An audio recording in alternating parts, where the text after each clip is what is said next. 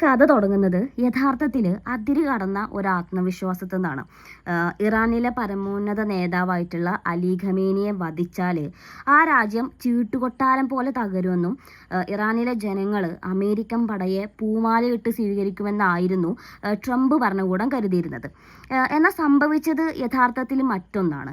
ഖമേനിയുടെ മരണം ഇറാനിലെ ജനതയെ ഭിന്നിപ്പിക്കുകയല്ല, മറിച്ച് വൈകാരികമായിട്ട് ഒന്നിപ്പിക്കുകയാണ് ഉണ്ടായത്.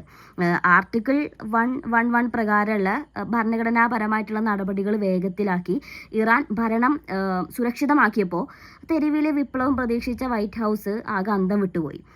ഒരു രാജ്യത്തിൻ്റെ ആത്മീയ നേതാവിനെ വധിക്കുന്നത് ആ ജനതയുടെ ആത്മാഭിമാനത്തിന് മേലുള്ള കടന്നുകയറ്റാണെന്ന് മനസ്സിലാക്കാൻ ട്രംപിൻ്റെ ഉപദേശകർക്ക് അന്ന് കഴിഞ്ഞില്ല.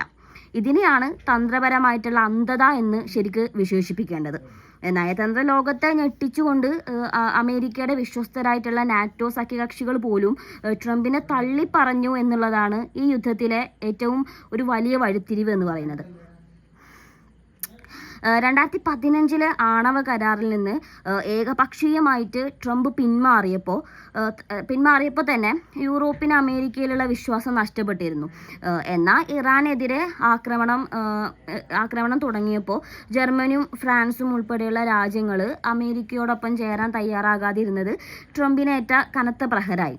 സ്വന്തം സഖ്യകക്ഷികളെ പോലും ബോധ്യപ്പെടുത്താൻ കഴിയാത്തൊരു യുദ്ധത്തിലേക്ക് എടുത്തു ചാടിയത് അമേരിക്കൻ വിദേശ നയത്തിൻ്റെ ചരിത്രത്തിലെ തന്നെ ഏറ്റവും വലിയ വീഴ്ചയായിട്ടാണ് വിലയിരുത്തപ്പെടുന്നത്.